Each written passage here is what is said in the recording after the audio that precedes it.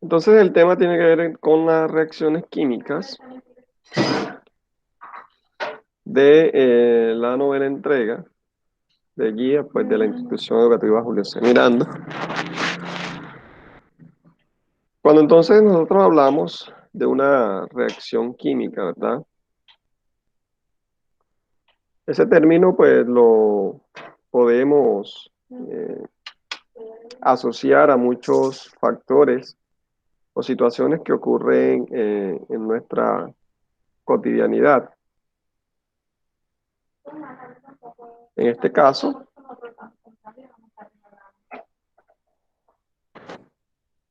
el término como tal, pues lo podemos definir como el cambio de una sustancia en otras nuevas, ¿sí? Cuando hay una transformación de unas sustancias en otras, entonces a eso le llamamos una reacción química. Y esas sustancias nuevas que se forman se generan entonces a partir de unas sustancias iniciales. A esas sustancias iniciales se les llama entonces reactivos y esos reactivos entonces se transforman ya sea por la acción de una fuerza externa o algún proceso externo en otras sustancias llamadas productos. Entonces, cuando se da eso, cuando ocurre ese proceso, ese fenómeno, se le llama entonces reacción química. Cuando nosotros representamos una reacción química, lo hacemos a través de una ecuación, como si fuera, por ejemplo, una ecuación matemática, ¿verdad? También las reacciones químicas entonces se representan a partir de una ecuación. Y en esa ecuación lo que me va a hacer es describir cómo ocurre esa reacción química, en qué estados, por ejemplo, se encuentran los reactivos y productos que intervienen en esa reacción química y qué otros factores inciden en esa reacción química.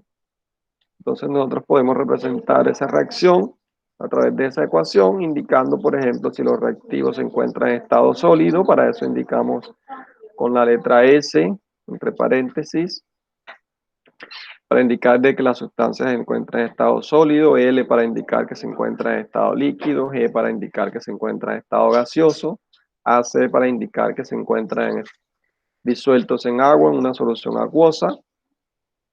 Esta flechita hacia abajo indica de que hay formación de precipitados, es decir, cuando una sustancia, un producto, se forma de forma, por ejemplo, sólido. Si yo parto de dos sustancias que son líquidas y se forma un sólido como producto, entonces se indica por este símbolo con la flechita, que es una flecha hacia abajo.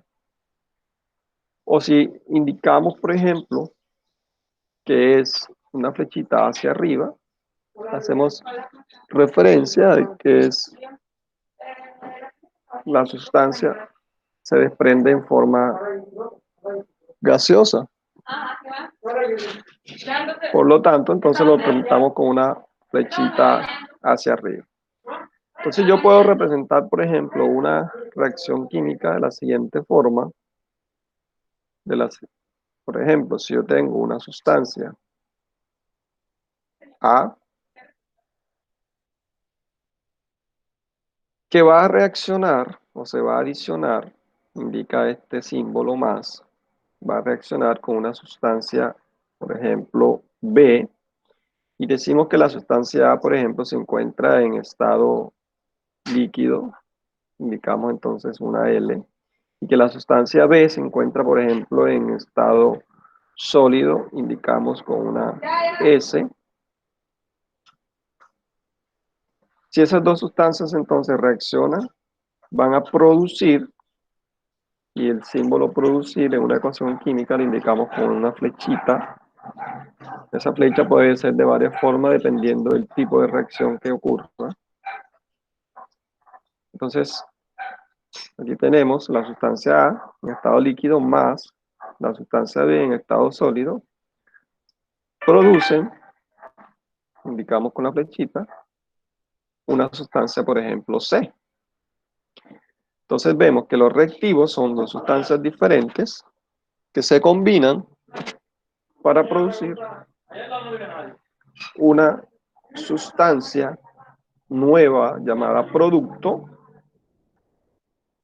que lo podemos indicar, por ejemplo, si yo indico entre paréntesis aquí,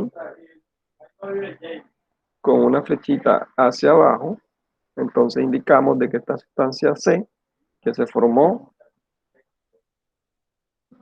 como un precipitado, es decir, como un sólido.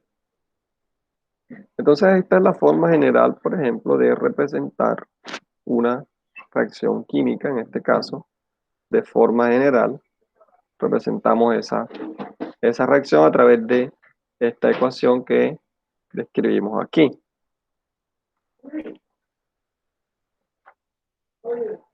Acá tenemos algunos ejemplos ya con sustancias específicas. Por ejemplo, tenemos carbono más oxígeno, es decir, estos son los reactivos, van a reaccionar para producir CO2, es decir, dióxido de carbono. Tenemos entonces los reactantes o reactivos, se convierten en productos. Acá tenemos otro ejemplo, NaOH, hidróxido de sodio más ácido clorhídrico, HCl, produce NaCl más agua. Entonces, ahí podemos también observar este tipo de reacción. Si en este caso, por ejemplo, la sustancia, ambas, NaOH, la podemos encontrar, por ejemplo, en estado acuoso o disuelto en agua más ácido clorhídrico, también disuelto en agua, produce NaCl, es decir, cloruro de sodio, también acuoso, más agua. Es la reacción que vemos aquí. Si, por ejemplo, también otra forma de representar o una forma de representar las ecuaciones químicas e indicar también el proceso, cómo ocurre, también puede ser. Y vemos en este otro ejemplo, por ejemplo, KCl O3, clorato de potasio, en estado sólido.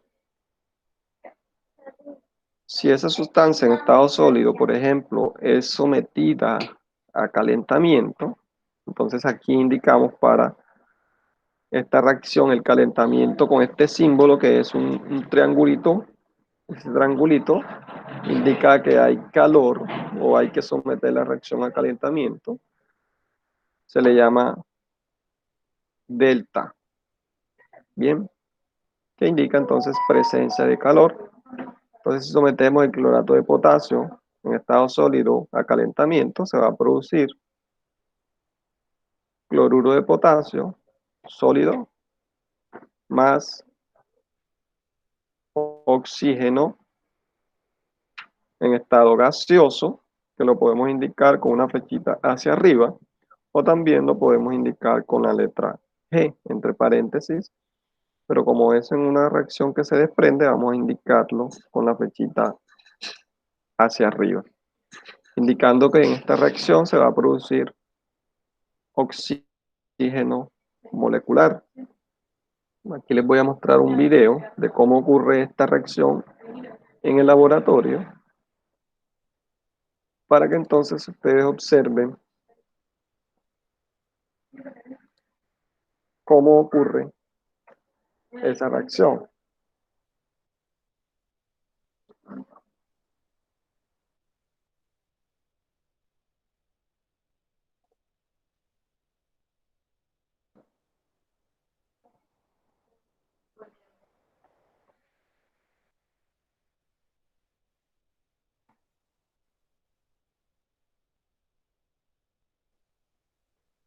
Entonces, esta es la reacción. Ese es el clorato de potasio. Entonces se adiciona en un tubo de ensayo. Ese sólido, ese polvo blanco es el clorato de potasio. Entonces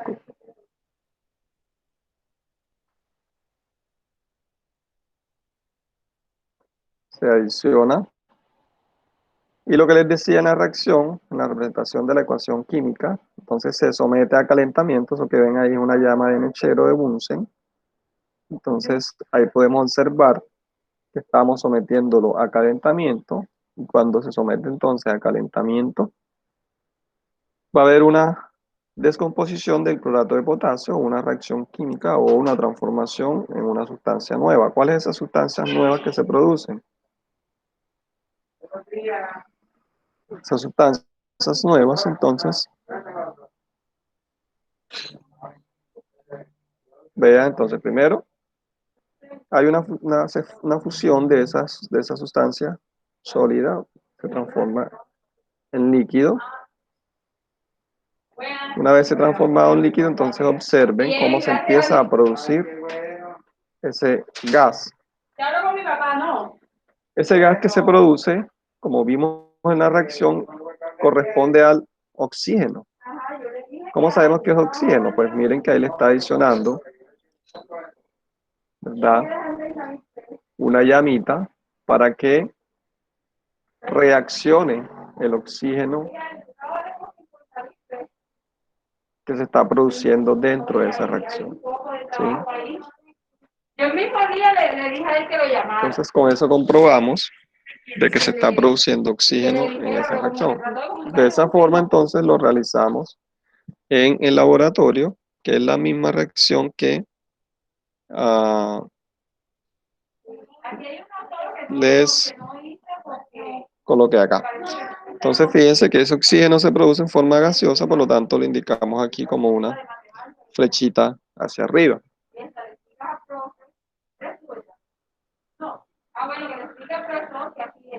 Ahora, toda ecuación química, toda reacción química debe cumplir un principio o una ley que se llama ley de la conservación de la materia. Esa ley consiste en que toda la materia que parte, por ejemplo, de los reactivos debe ser igual a la materia que se genera en los productos. Entonces, teóricamente, lo que dice la ley de la conservación de la materia es que la materia no se crea ni se destruye, sino que se transforma. Por lo tanto, si yo parto de una cantidad de reactivos, esa misma cantidad de reactivos en masa debe mantenerse en la cantidad de producto que se forma en esa reacción. Por ejemplo, si yo parto de 2 gramos, por ejemplo, en este caso de hidrógeno, y 2 gramos de oxígeno, si nosotros sumamos esta cantidad de masa de reactivos de hidrógenos, de gramos de oxígeno y de hidrógenos, serían 4 gramos. Por lo tanto, la cantidad que se debe producir de agua deben ser también 4 gramos. En eso consiste entonces el principio de conservación de la materia propuesto en 1785 por Antoine Lavoisier.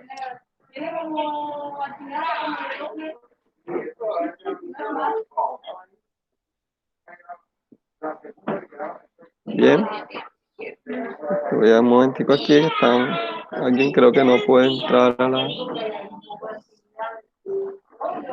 Vamos a ver qué pasa acá. ¿Qué te pasó?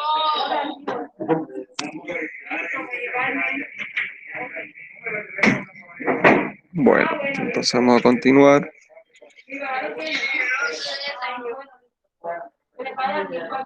Entonces,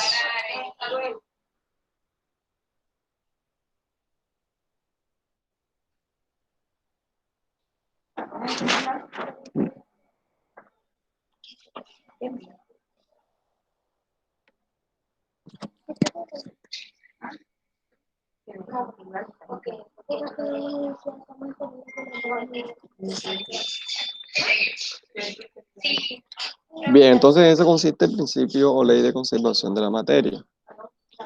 Eso entonces se evidencia en una reacción química porque cuando nosotros planteamos una ecuación química, esa ecuación química entonces debe cumplir ese principio o esa ley de conservación de la materia.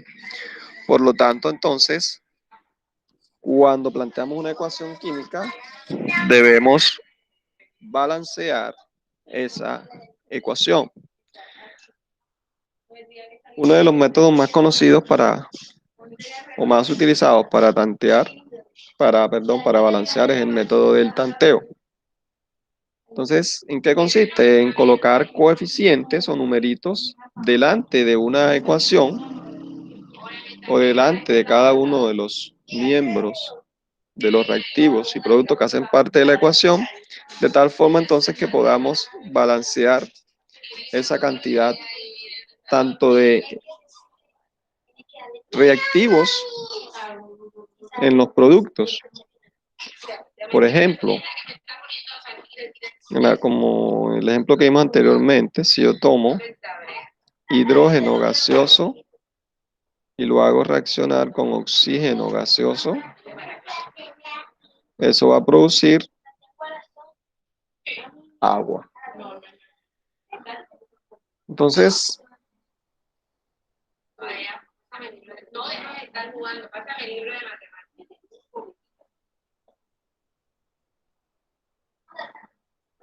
si nosotros observamos esta ecuación química, así como está inicialmente, no cumpliría el principio de conservación de masa. ¿Por qué? Porque si nosotros analizamos en el caso la cantidad de átomos que hay en los reactivos y los comparamos con la cantidad de átomos que hay en los productos, no son iguales. Por ejemplo, si nosotros tenemos aquí, un momento, nosotros tenemos aquí en esta ecuación del lado izquierdo de los reactivos, recuerden que la parte izquierda de la ecuación son los reactivos y la parte derecha son los productos. Entonces, en el lado de los reactivos observamos que hay dos hidrógenos. ¿Cómo sé que hay dos hidrógenos? Porque la H, que es la representación, el símbolo químico del hidrógeno, tiene un 2 como subíndice, indicándome que hay dos hidrógenos. Por lo tanto, comparo si hay esa misma cantidad de hidrógenos en los reactivos, igual que en los productos. Entonces observamos, en los reactivos hay dos hidrógenos y en los productos también observamos que hay dos hidrógenos. Quiere decir que los hidrógenos se encuentran balanceados. Observamos ahora los oxígenos. Nos damos cuenta entonces que del lado de los reactivos encontramos dos oxígenos aquí y del lado de los productos, como no tiene numerito aquí, se sobreentiende de que ahí va un 1. De tal forma entonces que observamos que del lado de los productos solamente hay un oxígeno. Si lo colocáramos en una balanza, por ejemplo, como observamos acá en la parte derecha, esa balanza pues va a estar más inclinada hacia el lado de los reactivos porque hay más oxígenos. ¿Qué hacemos entonces? Entonces debemos balancear esos oxígenos. ¿Cómo los balanceamos? Entonces utilizamos el método del tanteo donde vamos a colocar unos coeficientes y esos coeficientes los vamos a colocar delante de cada una de las fórmulas que hacen parte de la ecuación química. Entonces, esos coeficientes los colocamos siempre delante. Aquí es donde voy a colocar los cuadritos. Ahí es que podemos colocar esos coeficientes. Y los vamos a colocar por el método del tanteo. El método del tanteo también significa ensayo y error, es decir, ir probando para lograr que la ecuación se balancee. Esos números que yo voy a colocar como coeficiente pueden ser números enteros, pueden ser 2, 3, 4, ¿sí? Números enteros.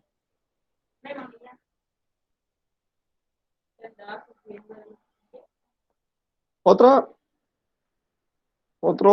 consejo para utilizar el método del tanteo es el siguiente.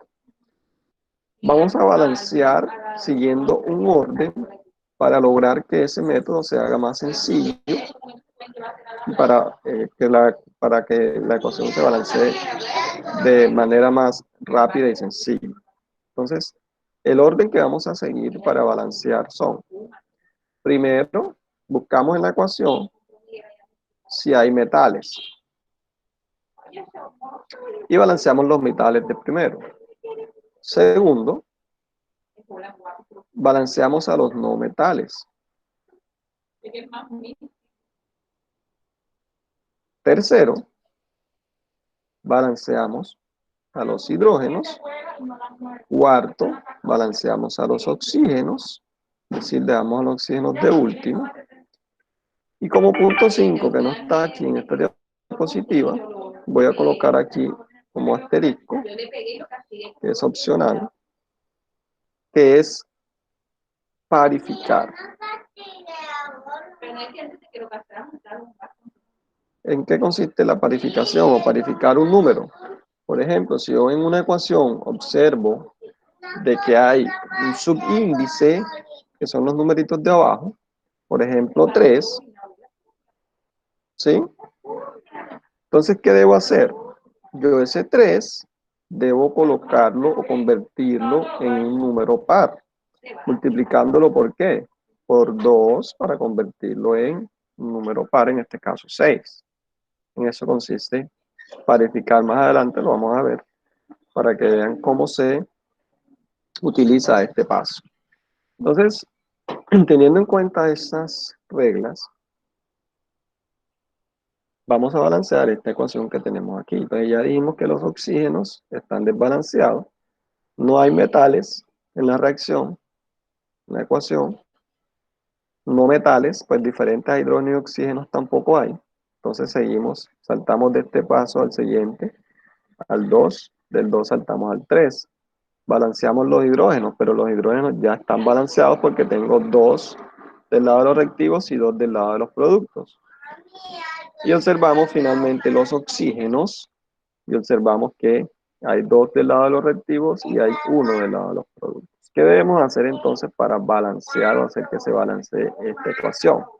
Vamos a colocar entonces un coeficiente de tal forma que me quede el mismo número de oxígenos tanto en los productos como en los reactivos.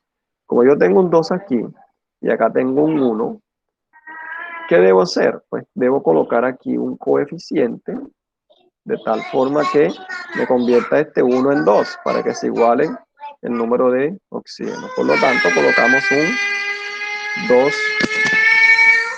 2 como coeficiente. Colocamos un 2 como coeficiente para lograr entonces que la ecuación se balancee. Ese 2 entonces, como esto es una ecuación, una fórmula del agua, ¿verdad? H2O es una única fórmula.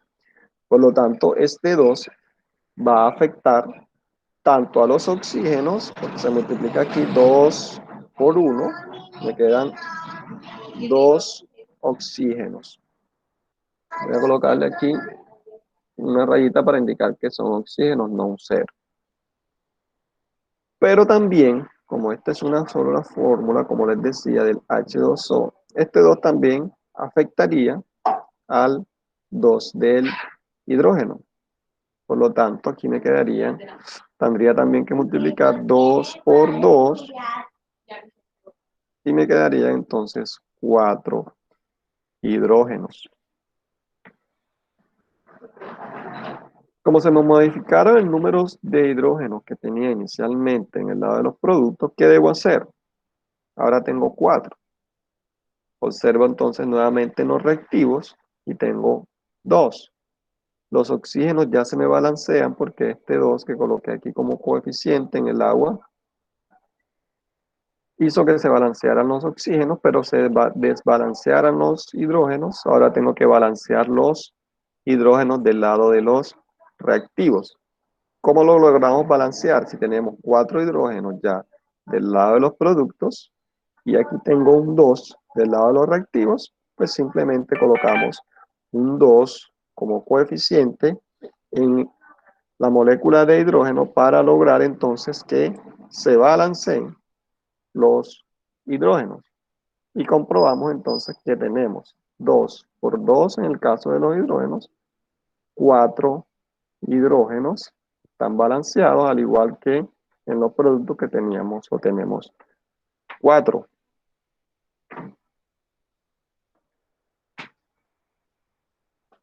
Tenemos también entonces 2 oxígenos del lado de los reactivos y tenemos 2 oxígenos del lado de los productos. Por lo tanto, entonces, con estos coeficientes que colocamos en la reacción, en la ecuación química, hacemos entonces que la ecuación se encuentre balanceada. Si observa entonces, al oxígeno no fue necesario colocarle coeficiente, por lo tanto la reacción queda de esa forma. Vamos a escribirla nuevamente acá, ya la reacción como tal balanceada, y me queda entonces 2 hidrógenos más O2 produce 2 moles de agua. Me voy a traer esta ecuación para acá para explicarles entonces que cuando se balancea la ecuación se cumple el principio de conservación de la masa. Entonces tenemos la ecuación que vimos anteriormente, hidrógeno más oxígeno produce agua. Recuerden entonces que logramos balancearla colocando un coeficiente 2 en el agua y colocando un coeficiente 2 en el hidrógeno. Vamos entonces a comprobar que se cumple el principio de conservación de la masa. Entonces yo tengo que el peso atómico del hidrógeno, si lo buscamos en la tabla periódica, vamos a encontrar que el hidrógeno tiene un peso atómico de 1,0, es decir, de 1. Y el oxígeno tiene un peso de 16 gramos por mol. Lo encontramos en la tabla periódica. Entonces, aquí tenemos el hidrógeno pesa 1, pero como tenemos 2 en la molécula, entonces tendremos que multiplicar 2 por el peso atómico del hidrógeno, que es 1,0. Eso me da 2 gramos, ¿sí? 2 gramos por mol.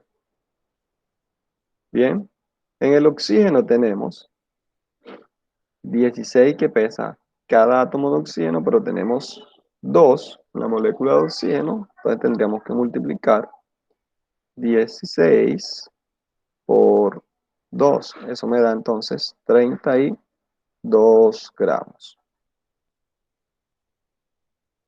Pero cuando balanceamos la ecuación, entonces observamos que colocamos un coeficiente 2 aquí, por lo tanto, estos 2 gramos del hidrógeno deberíamos entonces multiplicarlo por las 2 moles del hidrógeno que colocamos cuando balanceamos la ecuación.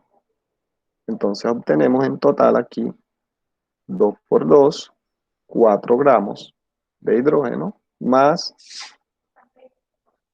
los 32 del oxígeno que no multiplicamos por ningún valor porque no tiene coeficientes aquí el oxígeno del balanceo.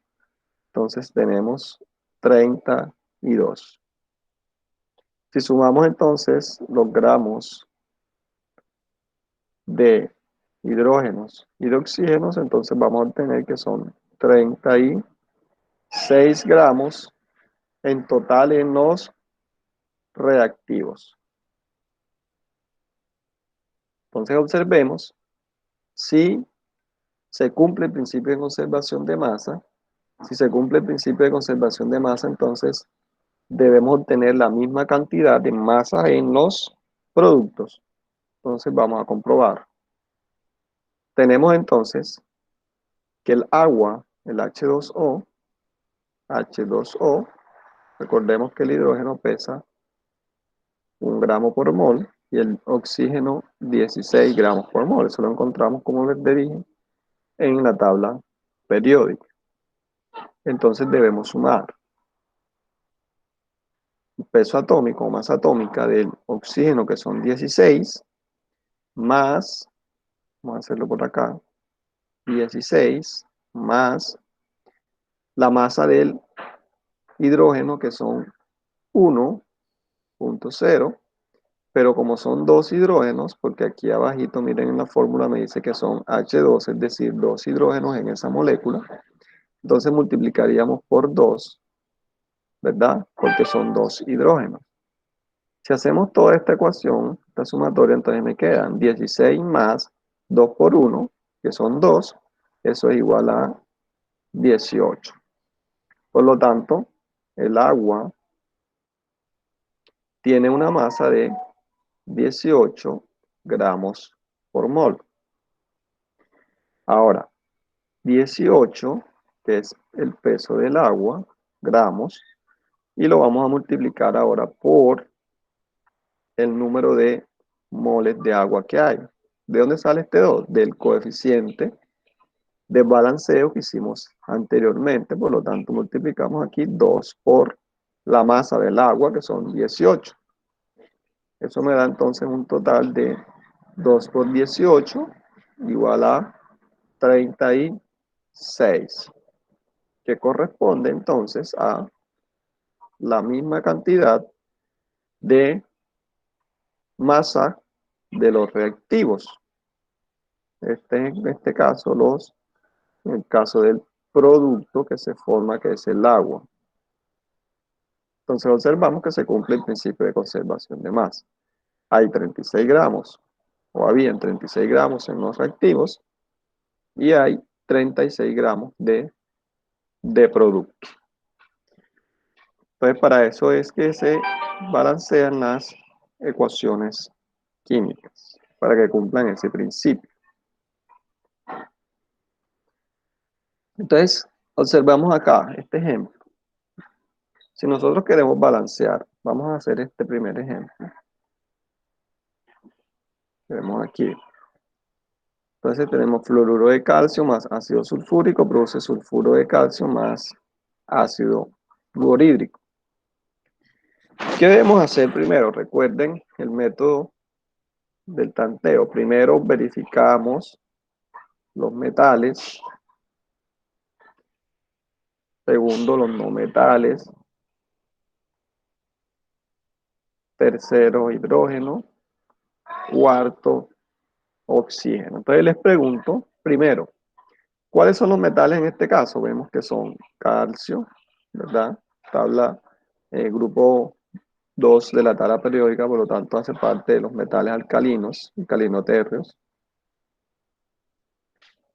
Y verificamos que hayan el mismo número de calcio, en este caso, tanto de los reactivos, es decir, en la izquierda, como en los productos. Estos son los productos. Entonces, vean, observen. Tenemos un calcio del lado de los reactivos, tenemos un calcio del lado de los productos. Quiere decir que están balanceados. Luego entonces verificamos los no metales. Aquí tenemos no metales diferentes al hidrógeno y al oxígeno. Tenemos al flúor, al azufre. Entonces verificamos, observamos que el azufre, por ejemplo, hay un azufre del lado de los reactivos y hay un azufre del lado de los productos, están balanceados. Verificamos ahora los flúor. Miren que hay dos flúor del lado de los reactivos y tenemos un solo flúor del lado de los productos, es decir, que están desbalanceados los flúor. Entonces, ¿cómo hacemos? Les pregunto aquí, para que participen, ¿cómo hacemos para que los flúor se balanceen en esta ecuación? ¿Cómo logramos entonces que se balanceen los flúor? ¿Qué coeficiente deberíamos colocar para lograr que se balanceen los átomos de flúor que se encuentran desbalanceados?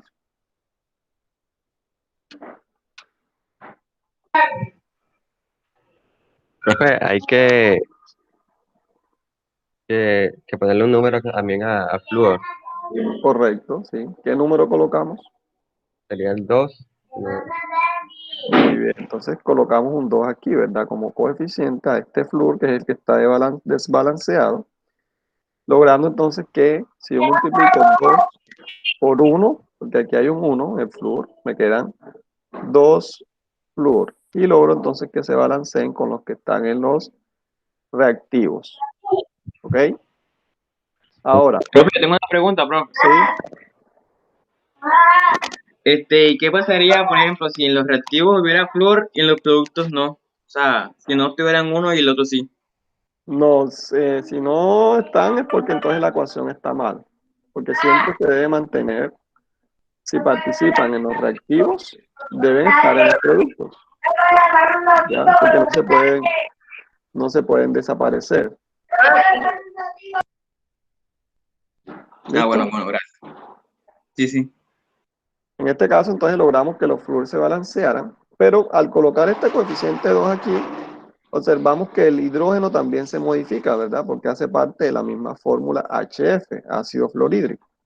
Entonces multiplicamos aquí ahora 2 por 1 en el caso del hidrógeno y tenemos que hay 2 hidrógenos ahora del lado de los productos. Pero con ese 2 entonces logramos que se balancearan, miren, los hidrógenos del lado de los reactivos. Ya entonces tengo acá 2 hidrógenos también. O sea que no es necesario ya balancear los hidrógenos porque ya me queda balanceado también con ese 2 que coloqué en el HF. Y verifico finalmente los oxígenos y comprobamos que hay del lado de los reactivos 4 y del lado de los productos 4. O sea que no es necesario tampoco balancear los oxígenos en este caso. Por lo tanto, ya la ecuación me queda balanceada solamente colocando el 2 en la fórmula del HF y logramos que toda la ecuación se balancee. Bien. Ahora, el siguiente ejemplo. Ejemplo B. ¿Cómo logramos entonces que se balancee esta ecuación? Primero observamos entonces, primero los metales y vemos potasios, potasio hay uno, del lado de los productos y de los reactivos. Están balanceados. Me voy a los no metales, diferentes a hidrógeno y oxígeno.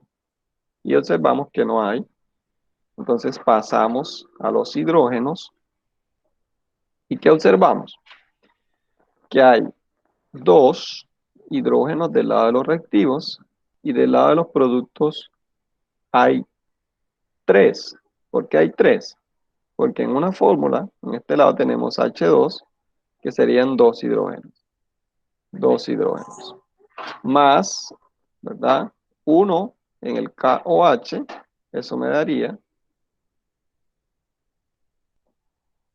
3 hidrógenos del lado de los productos y solamente tendría 2 hidrógenos del lado de los reactivos. Entonces, ¿cómo hacemos para que se balancee los hidrógenos. Entonces deberíamos balancear esos hidrógenos. Bien. Entonces, si ustedes recuerdan por allá atrás, yo les puse un paso 5, ¿verdad? Que era parificar. Parificar. Parificar, es decir, convertir en par. Si yo tengo que hay dos hidrógenos más un hidrógeno aquí en el KOH, es decir, hay 3 en total, ¿cómo hacemos para que se conviertan esos 3 hidrógenos en par? ¿Verdad? Esos 3 hidrógenos para que se conviertan en par. Si aquí hay un 1 y aquí hay un 2. Entonces, logramos que se convierta en par colocando un 2 aquí en la fórmula del KOH. Bien. Entonces, si yo multiplico ahora este 2 por 1 aquí en el hidrógeno, tengo 2 hidrógenos ahora. Y, bueno, voy a colocar acá 2 hidrógenos más los 2 hidrógenos del H2. Entonces tendría en total 4 hidrógenos. Bien. Ahora los balanceo colocando, balanceo los hidrógenos del lado de los reactivos porque me quedaron 2 apenas, ¿verdad? 2 apenas. ¿Cómo lo balanceamos? Colocándole un 2 aquí, de tal forma que ahora tengo 2 por 2, 4 hidrógenos. Me quedan 4 hidrógenos en los productos y 4 hidrógenos en los reactivos. Pero debo observar qué más me modificó este coeficiente 2 que yo coloqué aquí, ¿verdad? Inicialmente en el KOH. Porque todo esto es una molécula KOH, es decir, un compuesto ternario que tiene 3 átomos diferentes, potasio, oxígeno e hidrógeno. Entonces ese 2 también me modifica los oxígenos y me modifica los potasios. Y observamos que ahora tengo 2 potasios del lado de los productos y del lado de los reactivos solamente tengo un potasio. ¿Cómo lo balanceamos? Pues simplemente colocamos un 2 al potasio y ya balanceé los potasios porque me quedan 2 potasios ahora del lado de los reactivos y tengo 2 potasios también del lado de los productos acá. Pero este 2 también me modifica el número de oxígenos. Y observamos ahora cuántos oxígenos hay. Multiplicamos entonces 2 por un oxígeno que hay, tengo 2 oxígenos. Y del lado de los reactivos también tengo 2 porque ya había colocado un 2 para balancear al hidrógeno, que me modifica también el número de oxígenos, por lo tanto ahora tengo 2 oxígenos. Y entonces logramos que la ecuación me quede balanceada con 2 potasios, 4 hidrógenos y 2 oxígenos de cada lado de la ecuación. Bien.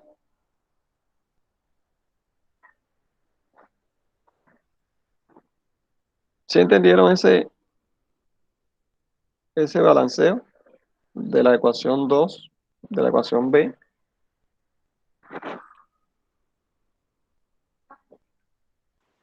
Sí, yo sí. Bien. Bien, ok. Entonces, ahora las ecuaciones químicas también se pueden clasificar dependiendo la naturaleza, dependiendo también de los reactivos que intervengan en la reacción y cómo sería la transposición o el movimiento de esas especies en los reactivos.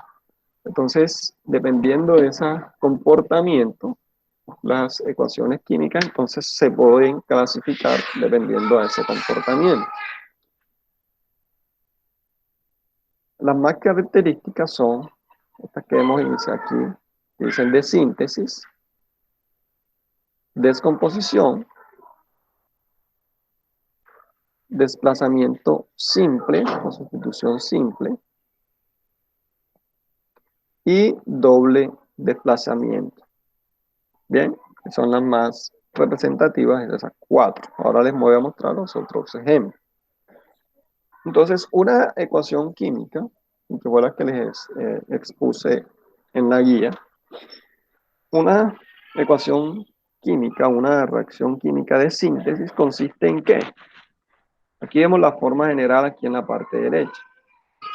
Cuando dos sustancias, ya sean elementos, ya sean compuestos, se unen o se combinan, ¿verdad? Entre sí, para formar una sustancia, una sola sustancia nueva, es decir, se unen esas dos. Entonces, si yo uno dos sustancias, a ese tipo de reacción le vamos a llamar reacción de síntesis. Aquí vemos un ejemplo. Si yo tomo óxido de magnesio y lo combino con agua, ¿verdad? Eso me va a producir hidróxido de magnesio. Entonces observamos, dos compuestos se unen o se combinan para producir uno solo. Ese tipo de reacción le llamamos reacción de síntesis. El ejemplo que vimos anteriormente también es un ejemplo de reacción de síntesis. Por ejemplo, hidrógeno más oxígeno produce agua, ¿verdad? Balanceado quedaría de esta forma que lo vimos anteriormente. Una reacción de síntesis, porque dos reactivos se combinan para formar uno solo. El otro tipo de reacción es la de descomposición. Es todo lo contrario a la reacción de síntesis. Es decir, partimos de un compuesto y ese compuesto se va a descomponer o se va a dividir para producir dos productos. Entonces a este tipo de sustancia, dos o más productos pueden producir. Le llamamos entonces descomposición. Aquí observamos el ejemplo del óxido de zinc. Se convierte en zinc más oxígeno, es decir, se divide en dos. Por lo tanto, le llamamos reacción de descomposición. O sea, lo contrario a la síntesis. Correcto. Todo lo contrario a la síntesis. Esa es la reacción de descomposición. El otro tipo de reacción que les había colocado en la guía es la reacción de sustitución simple o desplazamiento simple. Bien. En este tipo de reacción se van a combinar o van a reaccionar primero un compuesto, ¿sí? Y ese compuesto va a reaccionar con un elemento, con un átomo, ¿sí? Un elemento. Y ese elemento va a unirse con una de las especies del compuesto y va a desplazar a una de esas especies, ¿sí?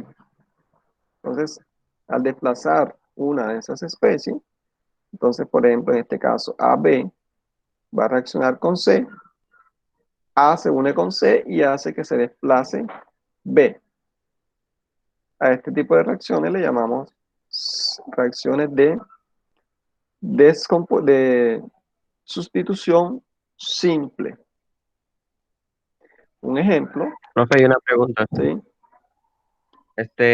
Ahí desplazó la B. También se puede desplazar la A. También Correcto, puse, ¿sí? sí, claro, sí, también, pero todo depende del tipo de sustancia, como les decía, ¿sí?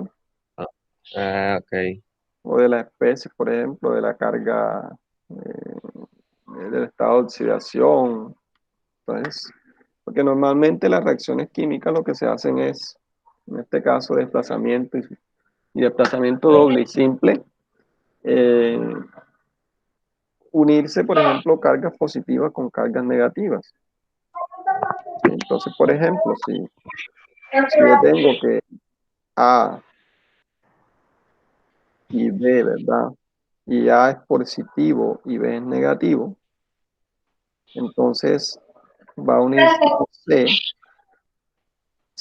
Si C, por ejemplo, tiene la capacidad de tener carga, por ejemplo, en este caso, A se une con C, ¿verdad? C debe tener carga, poder tener Negativo. carga negativa para poder unirse Negativa. con A, ¿ya? Sí, sí, sí. Para formar AC más B, ¿correcto? Entonces también Ah, depende del estado de oxidación o de la carga que tenga. ya, ok, ok. Eso es lo que no Aquí, entendí. aquí vemos, por ejemplo, este caso, sulfato de cobre. ¿Sí? El cobre es positivo, el sulfato, todo este sulfato es negativo. Bien. Sí. Y el hierro, en este caso, es tendría carga positiva cuando se va a unir. Entonces se une con quién? Con el sulfato, ¿sí ven? Para formar, entonces el hierro desplaza a quién? Al cobre, Mm, ¿sí ven? Y sí, se forma sulfato de hierro más cobre. sí. Otro ejemplo de sustitución simple, el que les voy a mostrar acá.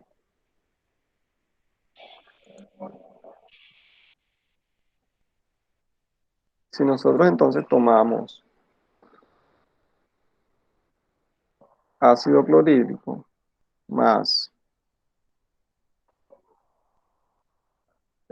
ya sea zinc o magnesio,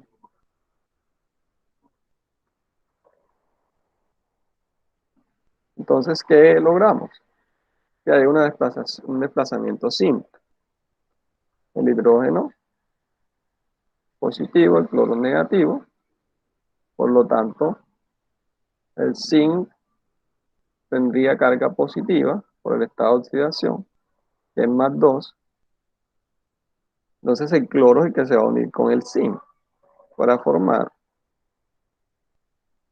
ZnCl2, cloruro de zinc, más hidrógeno, que se forma como un gas. Bien, entonces aquí observamos que el zinc desplaza ¿a quién? Al hidrógeno en esta reacción. Por lo tanto, este sería, por ejemplo, AB, ¿verdad? Teniendo en cuenta la forma general, más C, que sería el elemento solo, para producir entonces, en este caso, sería ¿quién con quién? B, que se une con C, y se desplaza en este caso A. ¿Ok? Entonces, esa es la reacción de desplazamiento simple. Ahora, en la reacción de desplazamiento doble, es similar a la de desplazamiento simple. ¿Cómo ocurre? Entonces, ya no es un compuesto y un elemento, sino que son dos compuestos. Bien, dos compuestos que se van a unir y se van a desplazar mutuamente dos veces, por eso se llama doble desplazamiento. Un ejemplo, aquí tenemos AB más CD, produce AC. AB más CD produce AC más BD. Teniendo en cuenta, por ejemplo, los estados de oxidación o las cargas, A sería positivo, B negativo, C sería positivo y D negativo. ¿Quiénes se están uniendo? Positivos con negativos, intercambia de iones. Positivo se une con, bueno, aquí en este caso no sería, voy a borrar aquí.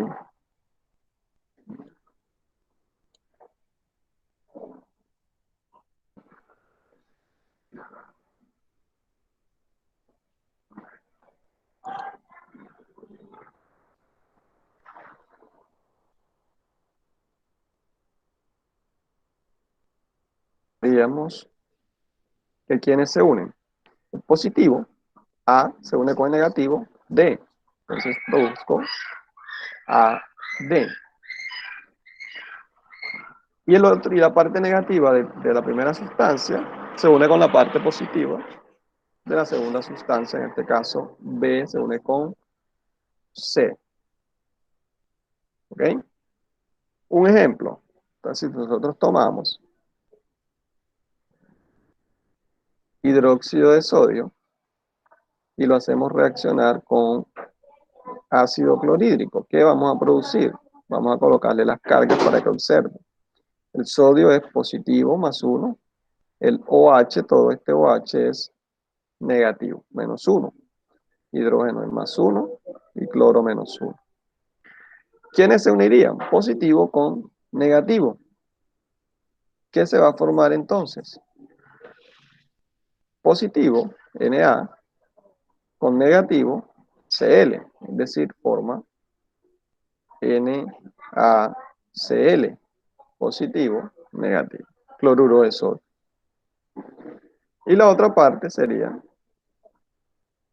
OH negativo con H positivo, para formar H2O, que es lo mismo que agua, ¿verdad? Entonces, esta es una reacción típica de doble desplazamiento. Una reacción de doble desplazamiento. Bien. Otro tipo de reacción que no se los coloqué en la guía, pero que también son importantes, son esa reacción que vimos anteriormente también, que la clasificamos de doble desplazamiento, esta, también la podemos clasificar como una reacción de neutralización. En una reacción de neutralización reacciona un ácido y una base.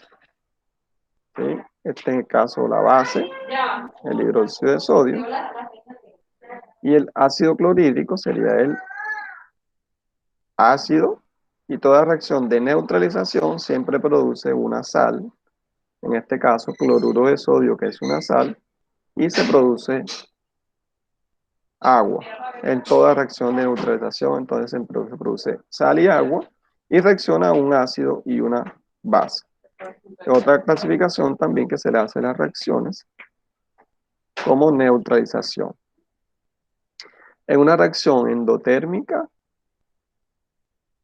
es cuando una reacción absorbe calor para que se pueda dar. Es decir, hay que administrarle calor para que se pueda dar. Por ejemplo, hay que calentarla. Y la reacción exotérmica es lo contrario a la endotérmica. En la exotérmica se desprende calor cuando se da esa reacción. ¿Sí? Es lo contrario entonces. Y este fue uno de los ejemplos que les dejé en la guía para que clasificaran cómo, qué clase de reacción o tipo de reacción química se estaba dando. Si nosotros observamos este primer ejemplo, donde el carbonato de calcio, en presencia de calor, ¿verdad?, produce óxido de calcio y dióxido de carbono, ¿cómo clasificaríamos esta reacción? ¿Cómo la clasificarían? De las que vimos, de síntesis, descomposición, desplazamiento simple o desplazamiento doble. Véanlos acá.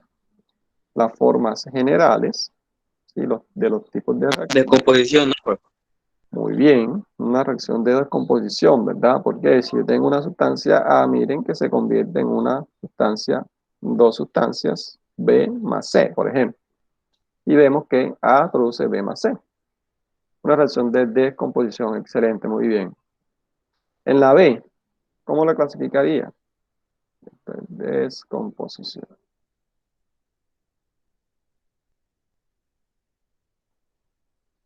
¿Cómo clasificaríamos la B?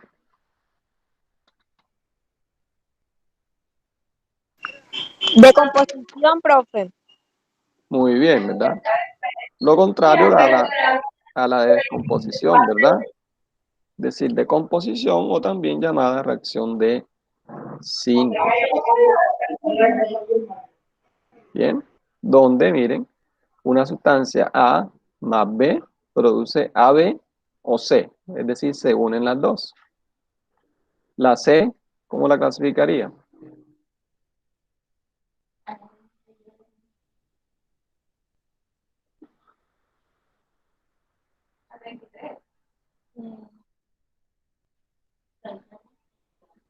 La C, ¿Cómo se clasificaría?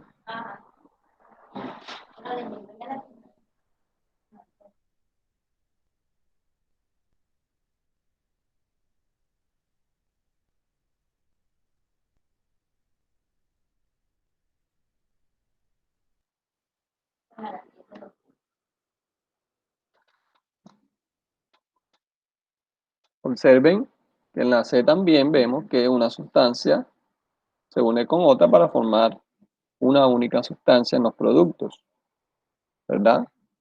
Es decir, una reacción tipo de síntesis o composición.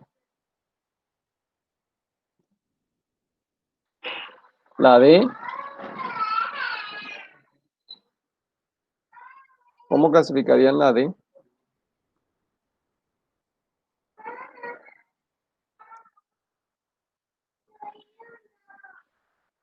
Composición, profe. También de composición, muy bien.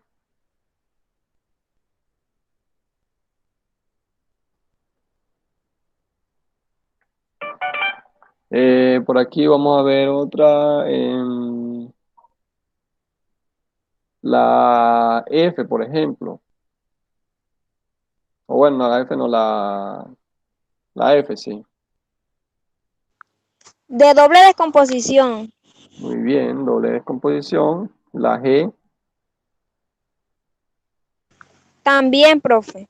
también, correcto, muy bien. Esta E, bueno, no se las expliqué en los ejemplos anteriores, pero se las voy a explicar ya aquí para terminar, que no la vimos, que es una reacción de, o reacciones de combustión, reacciones de combustión. Entonces, en toda reacción de combustión, nosotros siempre va a haber un combustible, ¿sí? Esa sustancia que es combustible por lo general tiene una fuente de carbono, siempre, bueno, por lo general siempre tiene carbono, debe tener un comburente, que es la sustancia que va a avivar la llama, normalmente es el oxígeno, en la sustancia comburente, y el producto de una reacción de combustión siempre va a ser dióxido de carbono y agua, ¿ok? Dióxido de carbono y agua. Y debe haber presencia de calor. Y también entonces en esta reacción se produce energía. ¿Cuál es la energía que se produce en una reacción de combustión? Pues lo que observamos como una llama. ¿Sí? Si nosotros tomamos, o lo ven diariamente en las estufas, ¿verdad? Que tenemos en la casa. En las estufas normalmente, bueno, un gas, ¿sí?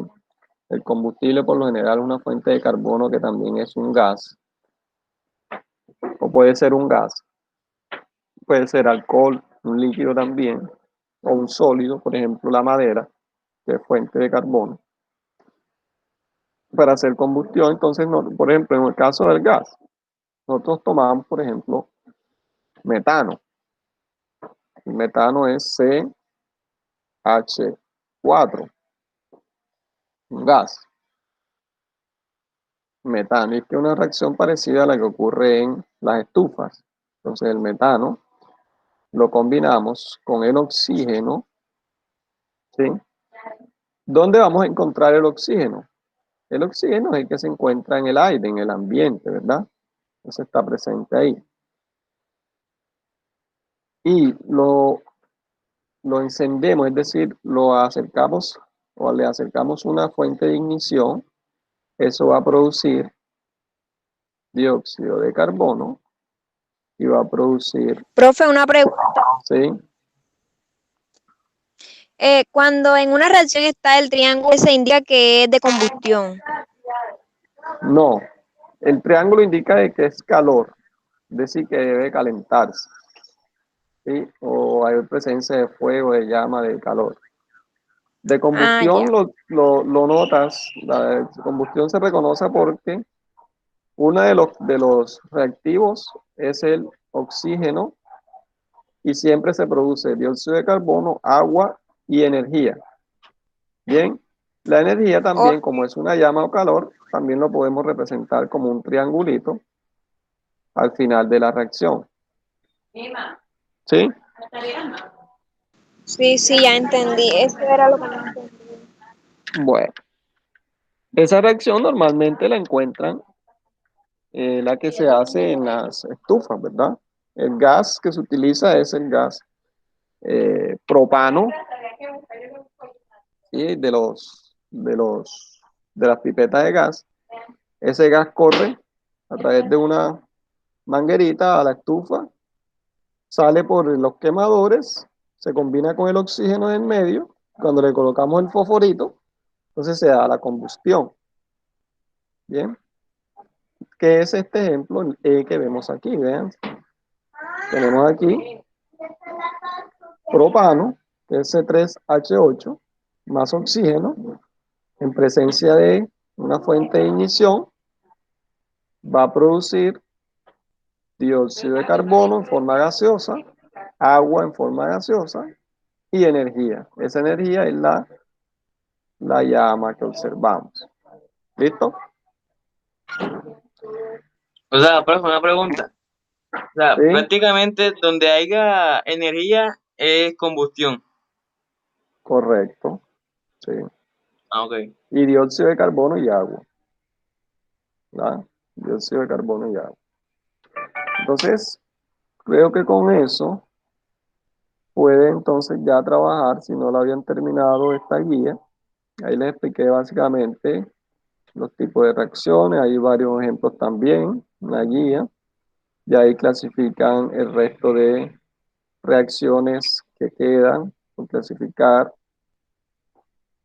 Lo del balanceo, ya también se los expliqué. Y balancear esas reacciones y listo. Ya la próxima guía tiene que ver con la continuación de este tema, que es la guía que se va a entregar la próxima semana. Yo les confirmo la fecha porque está por confirmarse, porque creo que no va a ser el lunes, como habitualmente se entrega, sino creo que va a ser el viernes, jueves y viernes. Entonces yo les confirmo en el transcurso de esta semana cuándo va a ser esa entrega de esta nueva guía que tiene que ver con la continuación de este tema, que es la estequiometría. Bien, entonces si entienden bien esta temática, pues pueden entender el tema que viene a continuación en la próxima entrega. Voy a tener aquí